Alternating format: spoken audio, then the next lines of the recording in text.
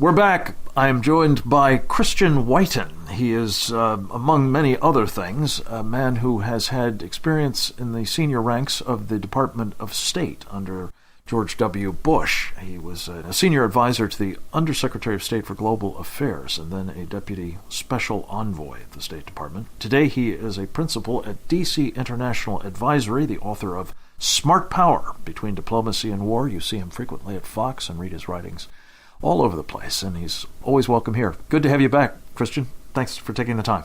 Great to be here, Frank. Thank you. I'm taking stock with our guests, particularly those who've had experience like you have, of what has been wrought here by the president and his team, particularly John Kerry and the negotiators from state and DOE and elsewhere.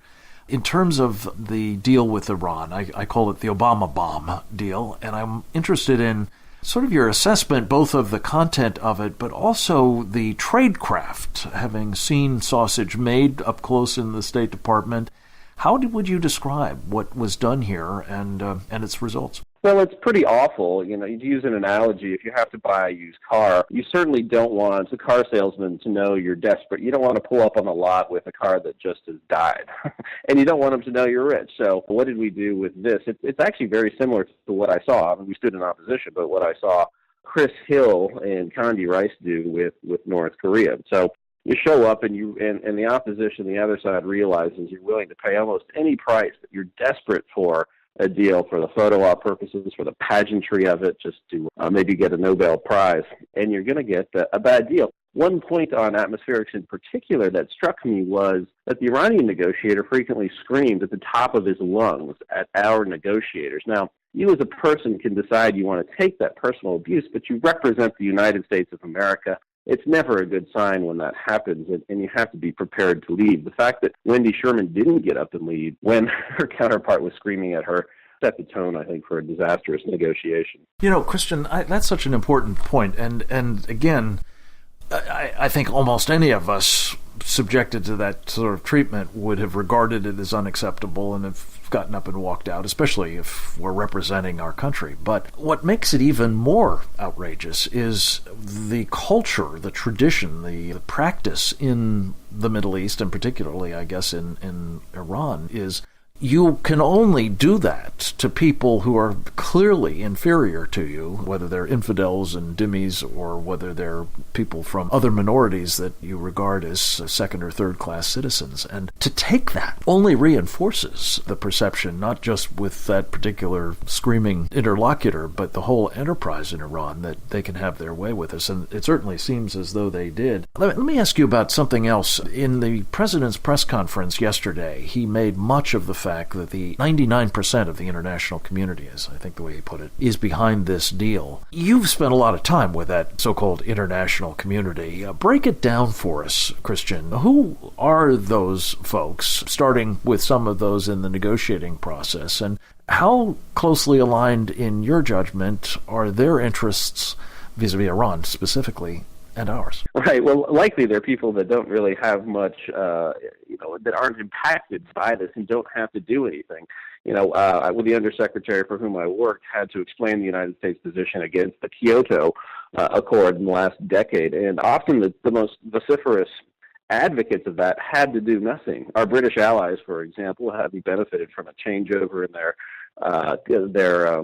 mix of energy from coal to natural gas, had to do virtually nothing. It's the countries that had to do something, mainly the United States, that recognized it was important, the countries that were affected. And here, if you look at Saudi Arabia, if you look at the United Emirates, if you look at Kuwait, if you look at Bahrain, all of our allies, and of course especially Israel, are mortified by this. It's the Europeans who have as their religion this sort of internationalism, who accept that phony choice that you either have the softness of diplomacy or general war. They're the ones who are in favor of it, but they're not the ones who are going to get nuked first. They're going to be affected eventually. The terrorists are coming for them too.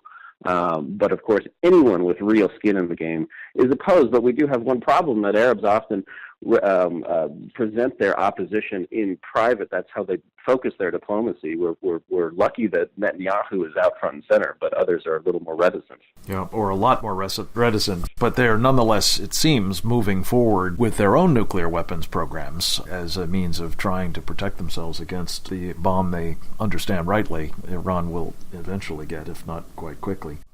One other question about this so-called international community, Christian. The deal makes much of enabling the international community to participate in Iran's nuclear program, notably by providing them with advanced technology, as I was discussing earlier in the program with Fred Flights. What does this do, in your judgment, to the ability in the future of the Israelis, or perhaps even a future president of the United States, to take military action against Iran, should that be deemed necessary, if it's crawling, particularly these nuclear facilities, with not just Iranian experts and scientists and the like, but those from other countries, including probably Russia, China, and the like? Well, clearly it's not good, and even if you see arms embargoes imposed by the UN, by the EU, go by the wayside. Of course, the largest and most suspicious culprit in selling arms to any thug regime is always going to be Russia. And I think there is a concern. There was a concern earlier this year when there was an announcement that S-300s, highly advanced anti-air systems, would be provided to Iran. I think this can only speed up that process. And it does diminish our capability and the capability of our allies to act if necessary, and to also to deter Iran somewhat in this agreement. So it's very problematic, and it certainly can't help matters. Christian Whiton is our guest. He is today a principal at DC International Advisory, LLC. He is the author of a terrific book, Smart Power, Between Diplomacy and War. We've been watching a lot of not-so-smart power exercised of late. Christian, including in another part of the world that you have been focused on, and namely Cuba. Talk about similarities between how this not-so-smart power has been operating there. Well, it's embracing our adversaries and pushing our allies, whether those allies are other countries or are people who are striving for freedom, away. I mean, you have people in this country running around saying that our engagement with Cuba is going to open the place, and it's going to lead not only to economic liberalization, but political liberalization. And where have we seen this movie before? We saw it with China, where Wall Street and all of the mavens of foreign policy assure us that U.S. openness will lead to political liberalization and will ensure us that China's rise will be peaceful and not militaristic, not revisionist. And that has been disproven, pretty much disproven. China has gotten actually more repressive in recent years, in recent decades, and is now attempting to revise what historically has been in the South China Sea, and who knows what after that. And so you have this case where all of our allies, those who strive for freedom, those who support the rule of law, they see an America that's embracing their adversaries, a socialist pope who seems more concerned with redistributing wealth than with paying attention to their needs. So it's got to be very disheartening. It's just not been a very good couple of years for freedom, either in this hemisphere or the other. Yeah, and unfortunately, there's still time left on the clock in which more damage yet can be done. There's talk about normalizing relations with the Maduro regime in Venezuela, unimaginable as that is. But watch this space, as I know you will be, Christian. Let me ask you very quickly, and I've only got about a minute left. Sanctuary cities is much of the news. Why is it that Republicans are not seeking to make an issue of this and shut it down?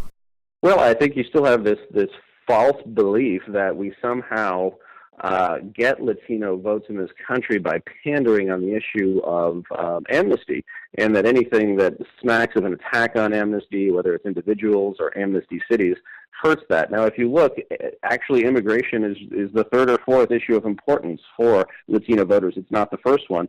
And Latino voters, i.e. people who came here lawfully and became citizens, tend to be most opposed to the idea of people jumping in line. But it's just this truism held by a lot of squish Republicans that happens not to be true. Christian Whiton, you are no squish. We appreciate your visits with us from time to time and hope you'll do so again very soon. Keep up the good work in the meantime at DC International Advisory, Fox News, and elsewhere. Michael Braun joins us, former Drug Enforcement Agency senior official. on the escape of one of the most dangerous savages in the world, Joaquin Guzman.